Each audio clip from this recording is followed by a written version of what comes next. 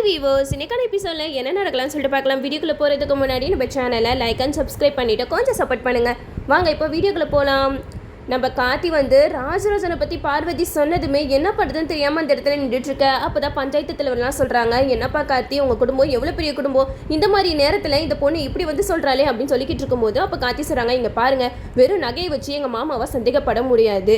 எங்கள் மாமா மேலே அப்பாண்டமாக இவங்க பழியை தூக்கி போடுறாங்க, யார் பேச்சும் கேட்டு தான் இந்த மாதிரிலாம் பண்ணிக்கிட்டு இருக்காங்க அப்படிங்கிற மாதிரி கார்த்தி சொல்ல, அதுக்கு அந்த பொண்ணு சொல்கிறா, சரி இந்த நகையை வச்சு நீங்கள் நம்ப மாட்டீங்க, ஆனால் நான் இன்னொரு விஷயம் சொல்கிறேன், அதை கேட்டிங்கன்னா நீங்கள் கண்டிப்பாக என்னை நம்பாமல் இருக்க மாட்டீங்க அப்படின்னு சொல்லிட்டு ராஜராஜனை பற்றி தான் சொல்ல ஆரம்பிக்கிறாங்க. அவர் தொடையில் பெருசாக ஒரு மச்சம் இருக்கும் அப்படிங்கிற மாதிரி சொல்லி இதை கேட்டதுமே எல்லாரும் பயங்கர ஷாக் ஆகுறாங்க.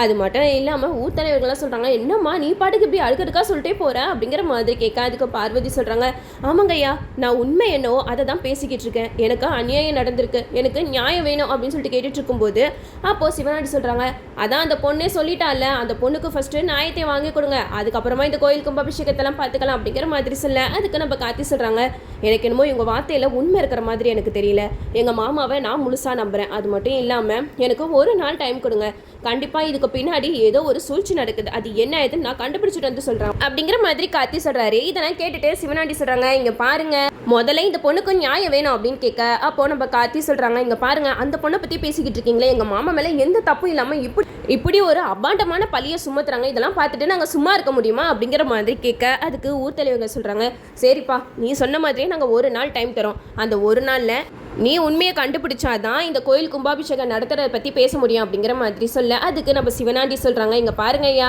இவரை பற்றி எல்லா உண்மையும் இப்போ தெரிஞ்சிருச்சுல்ல, இதுக்கப்புறமும் இந்த மாதிரி ஒரு கேடு கெட்டவனை வச்சு கோயில் கும்பாபிஷேகத்தை நீங்கள் நடக்க போகிறீங்களா, அப்படி நடத்துனீங்கன்னா கண்டிப்பாக இந்த ஊருக்கே அசிங்க அவமானம் தான் அப்படிங்கிற மாதிரி நம்ம சிவனாண்டி எல்லாத்தையுமே உஸ்பேத்திட்டு இருக்காங்க. அப்போ நம்ம கார்த்திக்கு செம்மக்கவும் வருது, தேவையில்லாமல் பேசிக்கிட்டு இருந்தா அவ்வளோதான், நான் சும்மா இருக்க மாட்டேன், என் மாமாவை பற்றி எனக்கு தெரியும் அப்படின்னு சொல்லிட்டு நம்ம கார்த்தி அங்கேருந்து போயிடுறாங்க. இந்த சைடு எல்லாருமே வீட்டுக்கு போனதுமே நம்ம சாம்புடுச்சேரி செம்மையாக ராஜராஜனை திட்டுறாங்க, என்ன வேலை நீங்கள் பார்த்து வச்சுருக்கீங்க, இந்த 6 மாதம் இந்த வீட்டில் எவ்வளோ பெரிய ரணகலமாக இருந்திருக்கு, ஆனால் நீங்கள் என்னென்னா சைடு கேப்பில் ஒருத்தி கூட தொடர்பில் இருந்திருக்கீங்களா அப்படிங்கிற மாதிரி சொல்ல. அதுக்கு நம்ம ராஜராஜன் சொல்கிறாங்க, என்ன ஈஸ்வரி, எல்லாருமே என் மேலே சந்தேகப்படுறாங்கன்னு பார்த்தா நீயும் என்னை நம்பாமல் சந்தேகப்பட்டு கேட்டுட்ருக்கா அப்படிங்கிற மாதிரி சொல்ல. அதுக்கு நம்ம சாம்பிடுச்சேரி சொல்கிறாங்க, வேறு என்ன பண்ண முடியும், அதான் அந்த பொண்ணு சொல்லக்கூடாத விஷயத்தெல்லாம் சொல்கிறாளே, அது மட்டும் இல்லாமல் என் நகை கொடுத்தது கூட பரவாயில்ல, ஆனால் நம்ம 2 பேருக்கும் தெரிஞ்ச ஒரு ரகசியம் இப்போ ஊருக்கே தெரிஞ்சிடுச்சு, அதுக்கு நீங்கள் என்ன சொல்ல போகிறீங்க அப்படிங்கிற மாதிரி கேட்கும்போது ராஜராஜன் தலை குனிஞ்சு நிற்கிறாங்க. அப்போ ரேவதி சொல்கிறாங்க, அம்மா நான் சொல்கிறது கேளுங்கம்மா, அப்பா மேலே வீண் பழி சுமத்துறாங்க, அப்பாவை பற்றி நம்மளுக்கெல்லாம் தெரியும்ல, அப்பா நம்மளை விட்டால் அவருக்கு வேற யாருமா இருக்கா, உங்களை விட்டால் அப்பாவுக்கு வேற உலகமே இல்லையம்மா அப்படி இப்படின்னு சொல்லிட்டு ரேவதி சொல்லும்போது அப்போ தான் நம்ம சந்திராவுக்கு கால் அடிக்கிறாங்க பார்வதி. சந்திராவும் கால் வரதை பார்த்துட்டு அங்கே ஓரமாக ஒதுங்கி போய் பேசுகிறாங்க. அப்போ நம்ம ரேவதி சந்திராவை ஃபாலோ பண்ணிக்கிட்டே போகிறாங்க. அப்போது சந்திரா பார்வதி கிட்ட பேசுகிறாங்க, பரவாயில்லையே பார்வதி, நாங்கள் சொன்ன மாதிரி பஞ்சாயத்தில் சூப்பராக பேசிட்டேன் அப்படின்னு சொல்லிட்டு சந்திரா பார்வதி கிட்ட பேசிக்கிட்டு இருக்காங்க. இதை எல்லாத்தையுமே நம்ம ரேவதி ஒட்டு கேட்குறாங்க. அப்போ தான் சந்திரா கிட்ட அந்த பார்வதி சொல்கிறாங்க, எது எப்படியோ மேடம், நாளைக்கு பஞ்சாயத்து நடக்கும்போது நான் அந்த இடத்துல இருக்க மாட்டேன், நான் தான் துபாய் கிளம்பி போயிடுவேனே அப்படிங்கிற மாதிரி சொல்ல. அதுக்கு சந்திரா சொல்கிறாங்க, உனக்கு தேவையான ஏற்பாடு எல்லாத்தையுமே நான் பண்ணுறேன், ஆனால் எக்காரணத்து கொண்டு அந்த கார்த்தி சொல்கிறான் அவன் சொல்கிறான்னு சொல்லிட்டு உண்மையை மட்டும் ஒளரிடாத அப்படின்னு சொல்லிட்டு நம்ம சந்திரா பார்வதி கிட்ட பேசிக்கிட்டு இருக்காங்க. இதெல்லாம் கேட்டுட்டு ரேவதிக்கு என்ன பண்ணுறதுனே தெரியல. அப்போ தான் கார்த்திக்கு ஃபோன் பண்ணி சொல்கிறாங்க, மாமா உங்ககிட்ட நான் ஒரு விஷயம் சொல்லணும், சித்தி யார்கிட்டயோ ஃபோனில் பேசிக்கிட்டு இருக்கும்போது நான் கேட்டேன், அவங்க பேர் பார்வதி, பரவாயில்லையே பார்வதி, நான் சொன்ன மாதிரியே பஞ்சாயத்தில் பேசிட்டேன் அப்படி இப்படின்னு சொல்லிட்டு சித்தி அந்த பொண்ணுக்கிட்ட தான் பேசிக்கிட்டு இருக்காங்க, எனக்கு என்னமோ அந்த பொண்ணு சித்தி அமுச்சு வச்சு பேசுகிற மாதிரி தான் தெரியுதா அப்படிங்கிற மாதிரி ரேவதி சொல்ல. அதுக்கு கார்த்தி சொல்கிறாங்க, உங்கள் சித்தி அமுச்சு வச்சு பேசுகிற மாதிரி இல்லை ரேவதி, உங்கள் சித்தி தான் எல்லா ஏற்பாடுமே பண்ணி உங்கள் அப்பாவை இப்படி பஞ்சாயத்தில் அசிங்கப்படுத்தினது அப்படிங்கிற மாதிரி சொல்ல. இது கேட்டதுமே ரேவதி பயங்கரமாக ஷாக் ஆகுறாங்க, என்னம்மா சொல்கிறீங்க, அப்படி என்ன சித்திக்கு அப்பா மேலே கோவம் அப்படிங்கிற மாதிரி கேட்கும்போது நம்ம கார்த்தி சொல்கிறாங்க, உனக்கு தெரியாத விஷயம் நிறையா இருக்குது ரேவதி, நான் சீக்கிரமாக மாமா மேலே எந்த தப்பும் இல்லை அப்படின்னு சொல்லிட்டு நிரூபித்தாதான் இந்த கோயில் கும்பாபிஷேகமே நடக்கும் அப்படிங்கிற மாதிரி சொல்லும்போது நம்ம ரேவதி சொல்கிறாங்க, உங்களுக்கு நான் என்ன ஹெல்ப் வேணாலும் செய்கிறேன், சித்தியை ஃபாலோ பண்ணாதான் கண்டிப்பாக என்ன விஷயம் நடக்குதுன்னு நம்மளால் தெரிஞ்சுக்க முடியும் அப்படிங்கிற மாதிரி ரேவதி சொல்ல. அப்போது நம்ம கார்த்தி சொல்கிறாங்க, சரி ரேவதி, உன்னால் முடிஞ்சது நீ பாரு அப்படின்னு சொல்லிட்டு ஃபோனை கட் பண்ணிடுறாங்க. இந்த சைடு நம்ம கார்த்தி அந்த பார்வதியோட வீட்டை தேடி போகிறாங்க. எப்படியோ அந்த பார்வதியோட வீட்டை கண்டுபிடிச்சி அவங்க ஹஸ்பண்ட் கிட்ட பேசலான்னு போனால் அவங்க ஹஸ்பண்ட் கிட்ட பார்வதி பேரை நம்ம கார்த்தி சொன்னதுமே அவர் பயங்கர டென்ஷன் ஆகுறாங்க. என்ன சார் சொல்கிறீங்க? அந்த பார்வதியை பற்றி என்கிட்ட விசாரிக்கிறதுக்காக வந்திருக்கீங்களா? அவளை பற்றிலாம் என்கிட்ட கேட்காதீங்க. அவள் சரியான ராட்சசியா, சரியான பணப்பேயவ. பணம் கொடுத்தாதான் என்கிட்ட இருப்பேன்னு சொல்லிட்டு என்னையெல்லாம் என்ன பாடுபடுத்தினா தெரியுமா? அப்படி இப்படின்னு சொல்லிட்டு அவங்களோட கஷ்டத்தை வந்து நம்ம கார்த்திகிட்ட சொல்லிக்கிட்டு இருக்காங்க. அப்போ தான் மயில்வாகனம் வந்து கார்த்திகிட்ட சொல்கிறாங்க, என்னப்பா இவர் நம்மளுக்கு மேலே நல்லா அடி வாங்கியிருப்பார் போல் அப்படிங்கிற மாதிரி சொல்ல. அப்போ தான் நம்ம கார்த்தி சொல்கிறாங்க, இல்லை சார், உங்கள் ஒய்ஃப் வந்து பஞ்சாயத்தில் எங்கள் மாமாவை பற்றி தப்பாக பேசியிருக்காங்க அப்படிங்கிற மாதிரி சொல்லும்போது அதுக்கு பார்வதியோட ஹஸ்பண்ட் சொல்கிறாங்க, என்ன சார் சொல்கிறீங்க? அவன் அப்படி தான் சார், பணத்துக்காக என்ன வேணாலும் செய்வா. நான் வந்து டெய்லி 5000 கொடுத்தா தான் என்னையவே வீட்டு வாசப்படியே மிதிக்க விடுவா. அவளுக்கு எவ்வளோ பணம் கொடுத்தாலும் பத்தாது, எனக்கு நல்லாவே தெரியும். ஏதாவது ஒரு ஊர் வம்ப இழுத்துட்டு வருவான் தான் நினச்சிட்டு இருந்தேன். ஆனால் இவ்வளோ சீக்கிரம் கொண்டு வந்து நிற்பான்னு நான் கொஞ்சம் கூட எதிர்பார்க்கவே இல்லை அப்படின்னு சொல்லிட்டு நம்ம கார்த்திகிட்ட பார்வதியோட ஹஸ்பண்ட் சொல்கிறாங்க. அப்போது நம்ம மயில்வாகனம் சொல்கிறாங்க, பேசாமல் கார்த்தி இவரை பஞ்சாயத்தில் நிற்க வச்சு பேச வச்சுருவோமா அப்படிங்கிற மாதிரி சொல்லும்போது நம்ம கார்த்தி சொல்கிறாங்க, இல்லை நம்ம இவரை பேச வச்சா கூட நம்ம காசு கொடுத்து பேச வைக்கிறோம் தான் எல்லோரும் பேசுவாங்க, அதனால அவளையே நம்ம நேரடியாக பேச வைப்போம் அப்படிங்கிற மாதிரி நம்ம கார்த்தி வந்து மயில்வாகனம் கிட்ட சொல்கிறாங்க.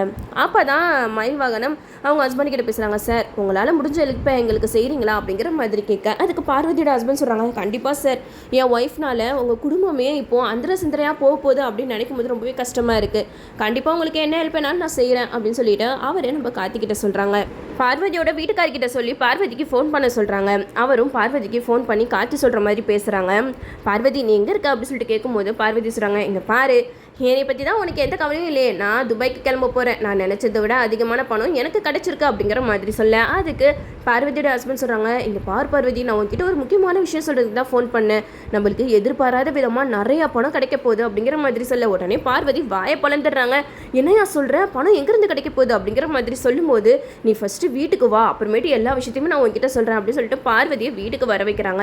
வீட்டுக்கு வர வச்சது மட்டும் இல்லாமல் நம்ம கார்த்தி மயில் இருக்கிறது நம்ம பார்வதிக்கு தெரியாது. அப்போ தான் பார்வதியோட ஹஸ்பண்ட் கிட்டே பேசுகிறாங்க, என்னையா ஏதோ பணம் வரப்போது அப்படி இப்படின்னு சொன்னேன், இப்போ என்ன ஆச்சு அப்படிங்கிற மாதிரி கேட்கும்போது நம்ம கார்த்தி மயில் 2 பேருமே வராங்க. 2 பேரும் வந்து அந்த பார்வதி கிட்ட பேசுகிறாங்க, உங்களுக்கு கொஞ்சம் கூட மனசாட்சியே இல்லையா? ஒரு குடும்பத்தை அழிக்கிறதுக்காக இப்படி ஒரு பொய்யா சொல்வீங்க? மனசாட்சி திட்டு சொல்லுங்கள். எங்கள் மாமாவை நீங்கள் முன்ன பின்ன பார்த்துருக்க கூட மாட்டீங்க, ஆனால் அவரை பற்றி அவ்வளோ கேவலமாக பஞ்சாயத்தில் சொல்லி இப்போ அவங்க ஹஸ்பண்ட் அண்ட் ஒய்ஃப்குள்ளே எவ்வளோ சண்டை போயிட்டு இருக்கு தெரியுமா? கேவலம் பணத்துக்காக இப்படி நாம செய்வீங்க அப்படி இப்படின்னு சொல்லிட்டு நம்ம கார்த்தி பார்வதி கிட்ட பேச.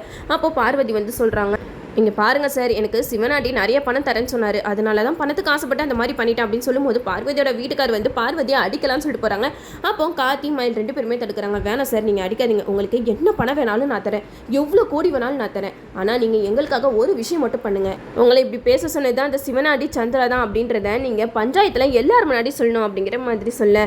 அதுக்கு அந்த பார்வதியும் சரி நான் கண்டிப்பாக வந்து சொல்கிறேன் அப்படிங்கிற மாதிரி சொல்லிடுறாங்க. அப்போ தான் பார்வதியோட வீட்டுக்கார் சொல்கிறாங்க, சார் இவளை நம்பவே முடியாது சார், கண்டிப்பாக கடைசி நேரத்தில் ஏதாவது பண்ணுவோம் அப்படிங்கிற மாதிரி சொல்ல. அப்போ கார்த்தி சொல்கிறாங்க, இல்லை சார் எனக்கு அவங்க மேலே நம்பிக்கை இருக்குது, நிச்சயமாக நாளைக்கு பஞ்சாயத்தில் நல்லா தான் சொல்லுவாங்க அப்படின்னு சொல்லிட்டு நம்ம கார்த்தி போயிடுறாங்க. இந்த சைடு நம்ம சந்திரா சிவனாண்டி கிட்ட பேசிக்கிட்டு இருக்காங்க. இதுக்கப்புறம் நம்ம பிளான் சக்ஸஸ் தான். கண்டிப்பாக பார்வதி வந்து நாளைக்கு பஞ்சாயத்துக்கு வரமாட்டா, நாளைக்கு ராஜராஜன் தலை குனிஞ்சு நிற்பான். இதெல்லாம் பார்க்குறதுக்கு எவ்வளோ சந்தோஷமாக இருக்கும்ல. என் அக்கா அந்த இடத்துலையே ராஜராஜன் மாமாவை பற்றி தெரிஞ்சுக்கிட்டு தாலியை கலட்டி வீசிட்டு வந்துக்கிட்டே இருக்க போகிறா அப்படிங்கிற மாதிரி சந்திரா சொல்ல. அதுக்கு சிவனாண்டி சொல்கிறாங்க, ஆமாம் ஆமாம் சந்திரா, நம்ம 2 பேரையும் பிரித்து வச்சோ அக்கா வேடிக்கை பார்த்தால, இப்போ பாரு அவளோட தாலியே பறிப்பாக்க போகுது அப்படிங்கிற மாதிரி சிவனாண்டி சந்திரா கிட்ட பேசிக்கிட்டு இருக்காங்க. 2 பேருமே ரொம்ப சந்தோஷத்தில் இருக்காங்க. நாளைக்கு வந்து பார்வதி வரமாட்டா, இந்த கார்த்தியை தோற்கடிக்க போகிறோம் அப்படி இப்படின்னு சொல்லிட்டு நம்ம சந்திரா வந்து ரொம்ப சந்தோஷத்தில் இருப்பாங்க. ஆனால் நம்ம சந்திரா எதிர்பார்த்துருக்கவே மாட்டாங்க. அந்த பஞ்சாயத்தில் பார்வதி வந்து என்னை இந்த மாதிரிலாம் பேச சொன்னது சந்திரா சிவனாண்டி தான் அப்படின்னு சொல்லிட்டாலே போதும், அந்த இடத்துல நம்ம சந்திராவோட சுயரூபமும் வெளியில் வரும். இந்த சிவனாண்டிக்கு ஊர் மக்களே சேர்ந்து எல்லா தண்டனையும் கொடுத்துருவாங்க. நம்ம கார்த்தி சொன்ன மாதிரியே உண்மை என்னங்கிறது நிரூபிக்க தான் போகிறாங்க. அதையும் நம்ம வெயிட் பண்ணி பார்ப்போம். ஓகே வியூவர்ஸ், என்னோட ரிவ்யூ உங்களுக்கு பிடிச்சிருந்தா லைக் பண்ணுங்கள், மறக்காம நம்ம சேனலை சப்ஸ்கிரைப் பண்ணிடுங்க.